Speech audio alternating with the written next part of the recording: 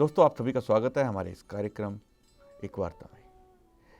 दोस्तों, जब व्यक्ति कोई निश्चय कर लेता है या संकल्प ले लेता है, टारगेट बना लेता है, तो उसके लिए उस टारगेट को प्राप्त करना बहुत आसान हो जाता है। लेकिन ये एक कहने की बात है, उसके लिए आपको एक अथक प्रयास, एक जी तोड़ मेहनत और समय देना होता है, और उसका जब नतीजा आता है तो वो काफ़ी सुखदायी होता है। ऐसे ही बहुत सारे युवा विद्यार्थी आज आर्य समाज के प्रकल्प प्रतिभा विकास संस्थान में रहकर भविष्य के लिए सिविल सेवाओं की परीक्षाओं के लिए प्रिपरेशंस कर रहे हैं, तैयारी कर रहे हैं। उनकी अथक मेहनत समय समय पर उनको एक सुखद अनुभव देती है, और वे इन परीक्षाओं में अच्छे रैंक से जब प्राप्त करते हैं तो उनके और उनके माता पिता के साथ आर्य समाज, आर्य जगत में भी एक खुशी की लहर दौड़ती है। ऐसे ही एक मेधावी छात्र हमारे साथ आज मौजूद हैं, जिन्होंने अभी हाल ही में मध्य प्रदेश लोक सेवा आयोग की वन सेवा परीक्षा में 8वां स्थान प्राप्त किया है, और अब वो मध्य प्रदेश में वन सेवा को ज्वाइन करने जा रहे हैं। आज हमारे साथ मौजूद हैं प्रतिभा विकास संस्थान में रहकर तैयारी कर रहे मध्य प्रदेश के होशंगाबाद यानी नर्मदापुरम के रहने वाले अनिरुद्ध दुबे। अनिरुद्ध जी, आपका बहुत बहुत स्वागत है हमारे इस कार्यक्रम में। आर्य संदेश और आर्य जगत की ओर से आपको बहुत बहुत बधाई। सबसे पहले तो आपने ये जो परीक्षा पास की, अब आपसे जानना चाहेंगे कि अनिरुद्ध जी, ये जो परीक्षा पास आपने करी है, आपके जीवन का क्या लक्ष्य है, और आप इसको जो इसमें 8वां स्थान प्राप्त करने के बाद सबसे पहला आपका अनुभव कैसा है? सभी को नमस्ते सर, धन्यवाद मुझे कार्यक्रम में बुलाने के लिए। सर, मेरा जो प्राइम लक्ष्य है, मुख्य लक्ष्य है, वो सिविल सर्विसेज ज्वाइन करना था। इसके लिए एक पड़ाव के तौर पे या एक सीढ़ी के तौर पे मैं वन सेवा परीक्षा ज्वाइन करना चाहता हूँ, क्योंकि आज अनसर्टेनिटी का दौर है। सिविल सर्विसेज लगातार कठिन होती जा रही है, तो यूपीएससी में स्थान प्राप्त करने के लिए आपको सीढ़ी के तौर पे या पड़ाव के तौर पे किसी एक सेवा को ज्वाइन करना आवश्यक हो जाता है। तो ऐसी सेवा जो मुझे नेचर के बीच में रहकर नेचर की ही सेवा कर सके, उसके तौर पे मैंने वन सेवा को ज्वाइन किया हूँ, ताकि मैं जो बिगर लक्ष्य है अपना यूपीएससी, उस पर भी अपना फोकस बनाए रखूँ, और वन सेवा के तौर पर नेचर को भी एक थोड़ा कंट्रीब्यूट कर पाऊँ। जी बिल्कुल, आपकी जो विचार है कि आप नेचर को भी कंट्रीब्यूट कर पाएँ, और हाल ही में अभी भारत में बहुत सारे इस तरह के प्रोजेक्ट्स चल रहे हैं। अभी हमारे जो माननीय प्रधानमंत्री हैं जी हैं, उन्होंने टाइगर प्रोजेक्ट पे भी अब काफ़ी उसकी सफलता के बारे में बताया, और अभी कूनो में चीते जो आए, वो भी उसका प्रोजेक्ट चल रहा है। तो आशा करते हैं उन प्रोजेक्ट से भी आप जुड़ें। लेकिन सबसे पहले तो आपसे जानना चाहेंगे कि आपका अनुभव कैसा रहा प्रतिभा विकास संस्थान में रहकर इस प्रकार से तैयारी करने का? सर, जो अनुभव है काफ़ी अच्छा रहा। एक दिल्ली में रहकर एक विद्यार्थी की सबसे बड़ी जो समस्या होती है वो होती है रहना और खाना। उसका आधा समय ये सोचने में चल जाता है कि मुझे रहने के पैसे कहाँ से प्राप्त होंगे, मध्यम वर्ग परिवार के लिए खासकर, और शाम का काफ़ी समय इसमें चला जाता है कि आज खाना क्या बनाया जाएगा, क्या खाया जाएगा। तो आपको शाम को जब टेंशन नहीं होती कि आज खाना क्या बनाना है, तो आप पूरा समय स्टडी पर डिवोट कर सकते हैं। और अगर ये टेंशन भी ना रहे कि मुझे रहने के पैसे दिल्ली में कहाँ से आएंगे, अगर ये दोनों समस्याएं दूर हो सकती है, तो एक इंसान या विद्यार्थी जो है काफ़ी डिवोट तरीके से पढ़ाई कर सकता है, अपने स्टडी पर फोकस कर सकता है। तो मुझे सबसे ज़्यादा जो लाभ प्राप्त हुआ आर्य प्रतिभा विकास संस्थान में, कि मैं अपना समय पूर्ण तरीके से स्टडी पे दे पाया। इसके अलावा सर, जो एक शिक्षा तो सभी संस्थान देते हैं, लेकिन संस्कार के साथ जो शिक्षा है आर्य समाज के प्रकल्प में मुझे प्राप्त हुई, अपनी संस्कृति जुड़ा रहना। जैसे कि संडे के दिन हवन करना होता, तो हम संस्कृति इतिहास से जुड़े रहते हैं, तो हमें एक भावी सिविल सेवक के तौर पर भी काफ़ी मदद कर सकती है।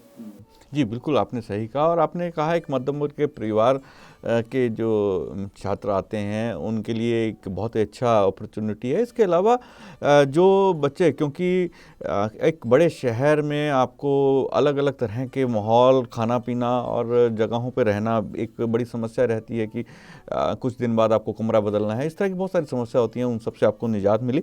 आपके परिवार के बारे में मैं जानना चाहूँगा, जिसकी आपके माता पिता क्या करते हैं, परिवार में कौन कौन है?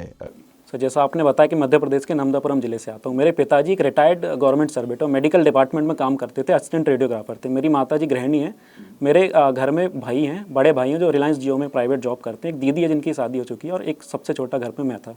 जी, तो मन में कैसे आया कि आपको सिविल सर्विसेज की ओर जाना है? सर जैसे मैं छिंदवाड़ा में पढ़ता था तो मेरे जो प्ले ग्राउंड था उसके सामने डीएम का ऑफिस था, तो मैं देखता था कि काफ़ी लोग मदद के लिए यहाँ डीएम ऑफिस आते हैं। तो बड़ा होकर जब मैंने इसके बारे में जाना तो मुझे पता चला कि एक ऐसी सर्विस है जिसके माध्यम से आप काफ़ी समाज में कंट्रीब्यूट कर सकते हैं और इस ओपन होती है, कंपटीशन एग्जाम से होती है। आप अगर आप में प्रतिभा है तो आप इसको ज्वाइन कर सकते हैं, इसके लिए आपको किसी के सपोर्ट की ज़रूरत नहीं रहती। अगर आप में प्रतिभा है तो ज्वाइन कर सकते हैं। तो मैंने कॉलेज के दिनों से इसमें जाने का सोचा था ताकि मैं समाज को और अपने परिवार को और समाज को गौरवान्वित कर सकूं और एक योगदान दे पाऊं। जी, तो यानी आपने एक सपना देखा और उस सपने को पूरा करने के लिए आप जुट गए।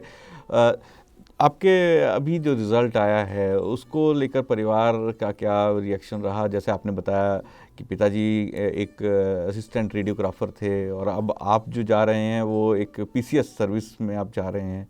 निश्चित रूप से पिता को तो गर्व होता है, तो अभी कैसा माहौल रहा उसको ये उपलब्धि के बाद? सर निश्चित तौर पे जब मेरा रिजल्ट आया था तो पिताजी और माताजी की आंखों में जो गौरव का भाव था वो मैं स्पष्ट तौर पे देख पा रहा था, क्योंकि प्रेस्टिजियस सर्विसेज है, पीसीएस के थ्रू जा रहे हैं, इसमें एक ग्रुप बी सर्विसेज है, तो काफ़ी एक जो गौरव का या प्राइड का मूवमेंट कह सकते हैं उनकी आंखों में देखने को मिला।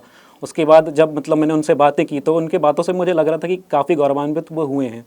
इसके अतिरिक्त सर परिवारजनों में भी जब मैंने ये बातें पता चली तो उनके कॉल आए, उनकी बधाई आई, जिसके माध्यम से मुझे पता चला कि निश्चित तौर पर एक गौरवान्वित करने वाला माहौल या क्षण है वो मुझे प्राप्त हुआ है इस रिजल्ट के माध्यम से। तो आप दिल्ली में जो ये आप आए और प्रतिभा विकास संस्थान से जुड़े, वो किस प्रकार से जुड़े और उसके बारे में भी थोड़ा जानना चाहेंगे। कब से आप तैयारी कर रहे हैं आईएएस या पीसीएस की जो ये सर्विसेज की, और प्रतिभा विकास संस्थान से किस तरह और कब जुड़े आप? सर इसके माध्यम से इसका जो पता है मुझे एक न्यूज़पेपर के माध्यम से पता चला था, उसके बाद मैंने इसमें अप्लाई कर दिया। इसके पहले से मैं इसकी तैयारी कर रहा था। सन 2020 में मेरी इंजीनियरिंग कंप्लीट हुई थी, उसके बाद से मैं सिविल सर्विसेज की तैयारी कर रहा था। इसके प्रकल्प के बारे में मुझे 2022 में पता चला, उसका एग्ज़ाम दिया, उसके बाद से मैं इसमें जुड़ गया और मई 2022 से लगभग 1 सालों से मैं आर प्रतिभा विकास संस्थान से जुड़ा हुआ हूँ और अध्ययन कर रहा हूँ यहाँ दिल्ली में। तो पहले जो आप तैयारी कर रहे थे वो कहाँ कर रहे थे? वो घर पे ही रह के? जी सर, मैं होम डिस्ट्रिक्ट अपना जो नर्मदापुरम वहीं से तैयारी कर रहा था। वहीं से तैयारी कर रहे हैं। तो आपके मन में क्यों आया कि मैं इससे जुड़ूं संस्था से और दिल्ली में आके करूं? कुछ सर क्या कारण रहे? जो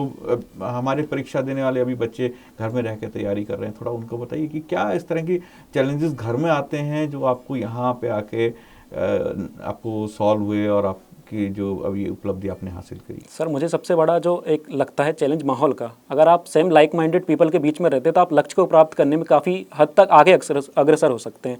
जैसे सर मैं सब यहाँ आया तो मुझे काफ़ी लाइक माइंडेड पीपल के साथ रहने का मौका मिला। आंसर राइटिंग प्रैक्टिस है या कुछ ग्रुप डिस्कशन उनके साथ होता है तो मुझे नए मुद्दे पता चलते हैं। एक बड़ा दिल्ली शहर सिविल सर्विसेज का हब माना जाता है, तो एक्सपोज कह सकते हैं आप सिविल सर्विसेज के लिए जो आपको मिलेगा वो आप निश्चित एक छोटे शहर में रह के प्राप्त नहीं कर सकते हैं, क्योंकि दिल्ली पावर सेंटर है, यहाँ पे काफ़ी हद तक कोचिंग है और काफ़ी इंस्टीट्यूट है जिसकी मदद ले सकते हैं आप तैयारी करने में। और सबसे बड़ा एक जो लाइक माइंडेड पीपल मिलते हैं जो मुझे सिविल यहाँ पर आर्य प्रतिभा विकास संस्थान में मिले, जिनकी सहायता से मैं इस लक्ष्य को प्राप्त करने में काफ़ी मदद मिल सकी मुझे सर। यानी कि आप जो संस्थान में रहे, साथ में जो बच्चे और भी अन्य बच्चे जो अलग अलग परीक्षाओं की तैयारी कर रहे हैं आईएएस के लिए, जिनका टारगेट यही है कि वो किसी तरह से भी आईएएस की परीक्षा को क्लियर करें, तो उसमें रहकर आपको बहुत माहौल का फ़र्क पड़ा। तो इसके अलावा प्रतिभा विकास संस्थान ने, जिस तरह आपने बताया कि किसी भी प्रकार की चिंता आपको नहीं करनी पड़ी, और क्या आपको सहायता संस्थान की ओर से दी गई जो आपको सपोर्टिव तरह से आप कह सकते हैं, जिस तरह से कोई किसी इंस्टीट्यूट या कोई टीचर्स की ओर से भी सहायता दी गई आपको?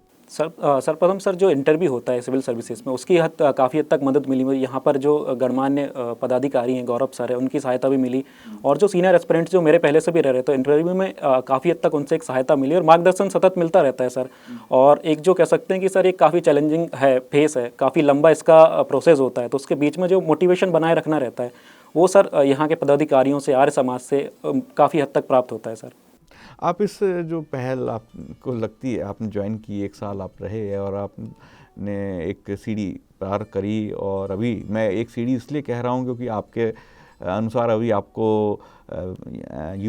यूपीएससी क्लियर करके आईएएस के लिए जाना चाहते हैं आप, उसकी परीक्षा की तैयारी भी आपको करनी है क्योंकि ये एक पड़ाव भर आपने माना है। तो आपको क्या लगता है कि इस तरह जो आर्य प्रतिभा विकास संस्थान जो कार्य कर रहा है वो किस तरह से जो है और बच्चों के लिए प्रेरणादायक हो सकता है, उनके लिए क्या कहना चाहेंगे आप बच्चों के लिए? निश्चित तौर पर मैं कहना चाहूँगा कि इस साल भी आर्य प्रतिभा के संस्थान का जो एडमिशन है वो ओपन हो चुके हैं। सभी को निश्चित तौर पर इससे जुड़ना चाहिए। आपके लक्ष्य को प्राप्त करने में जितनी सहायता आर्य प्रतिभा विकास संस्थान कर सकता है उतना कोई मुझे संस्थान अभी नहीं लगता है जो कर सकता है। इसके अलावा मुझे लगता है सर आर्य प्रतिभा विकास संस्थान को दिल्ली के अतिरिक्त भी जो अन्य शहर है जो सिविल सर्विसेज के गढ़ माने जाते हैं, जैसे प्रयागराज है, मध्य प्रदेश में इंदौर है, वहाँ पर भी करना चाहिए ताकि ज़्यादा से ज़्यादा बच्चे इसका लाभ ले सके। दिल्ली में बहुत निश्चित संख्या में सीट रहती है तो काफ़ी कम संख्या में इसका लाभ प्राप्त अभी कर पा रहे हैं। अगर इसके सेंटर आगे और खुलते हैं तो काफ़ी हद तक बच्चे इससे लाभ ले पाएंगे और आगे देश सेवा और समाज सेवा में अपना योगदान दे पाएंगे। जी बिल्कुल। अभी भविष्य की आपकी योजनाओं पे हम चर्चा करें कि अब आप एक तरह से एक सिविल सर्वेंट बनने जा रहे हैं। आपने कहा एजुकेशन वहाँ पे जाके थोड़ी सी आप तैयारी करेंगे। वो अभी आप अपने जीवन का क्या लक्ष्य देखते हैं एक समाज के लिए, क्योंकि आप एक तरह से सिविल सर्विस में आ ही गए हैं और अभी आपको जो है वन विभाग मिला है। अगर आपने जो है यूपीएससी क्लियर किया तो आप जरूर निश्चित रूप से जो एडमिनिस्ट्रेटिव सर्विसेज में भी आएंगे। तो आप किस तरह से देखते हैं अपने जीवन का लक्ष्य, क्या करने का सोचते हैं कि ये सब क्लियर करने के बाद जब आप ज्वाइन करें तो आप क्या करेंगे राष्ट्र? सर जो मुझे लगता है जो आर्य समाज का मुख्य लक्ष्य एक समतामूलक समाज बनाना या एक सामाजिक कुरीतियों को दूर करना, जैसे विधवा विवाह में काम करना है या बाल विवाह को कम करना है, जाति प्रथा को नष्ट करना, तो मुझे लगता है सर एक समतामूलक समाज बनाने में और एक बेहतर समाज बनाने में सिविल सर्विस का योगदान लेना चाहूँगा। जो आर्य समाज का भी लक्ष्य है, जो एक इंडिविजुअल के तौर पर एक अच्छे नागरिक का भी लक्ष्य होना चाहिए, तो उसके तौर पर मैं सिविल सर्विसेज का यूज़ करना चाहूँगा एज अ टूल। जी बिल्कुल। और पर्यावरण की रक्षा और पर्यावरण को लेकर भी आर्य समाज काफ़ी जो है वेदों में भी कहा गया है। और अब आप वन विभाग में जा रहे हैं तो निश्चित रूप से जो इस पर्यावरण को जो और लाभ देने का प्रयास करेंगे अपने अपने नए प्रयासों से, अपने नए विचारों से, जिस क्षेत्र में भी आप जाएंगे। और आप हमारे साथ आज इस कार्यक्रम में जुड़े और आपने अपने अनुभव को आज हमारे दर्शकों के साथ शेयर किया। आशा करते हैं आपके अनुभव से और बच्चों को मोटिवेशन मिलेगा। अधिक से अधिक बच्चे कोशिश करेंगे कि प्रतिभा विकास संस्थान के साथ जुड़ें और अपने लक्ष्य को प्राप्त करें। और इस कार्यक्रम के अंत में मैं एक बार फिर आर्य संदेश टीवी और पूरे आर्य जगत की ओर से आपकी इस उपलब्धि पर आपको बहुत बहुत शुभकामनाएं आपके परिवार को देते हैं। और आप यहाँ आए, आपके लिए बहुत बहुत धन्यवाद। दोस्तों, आज हमने सुने अनिरुद्ध जी के विचार और इस कार्यक्रम के माध्यम से हमारा लक्ष्य यही है कि अधिक से अधिक युवा वर्ग को भी और प्रतिभा विकास संस्थान के बारे में जानकारी मिले और वो भी इस संस्थान के साथ जुड़ें, ताकि हमारे देश को अच्छे से अच्छे जो सिविल सर्वेंट जिसे कह सकते हैं, सिविल सर्विसेज ज्वाइन करने वाले अधिकारी प्राप्त हों और देश एक नई बुलंदियों की ओर जाए। आज बस इतना ही। कल फिर मुलाकात होगी एक नए व्यक्तित्व के साथ। आज मुझे आज्ञा दीजिए।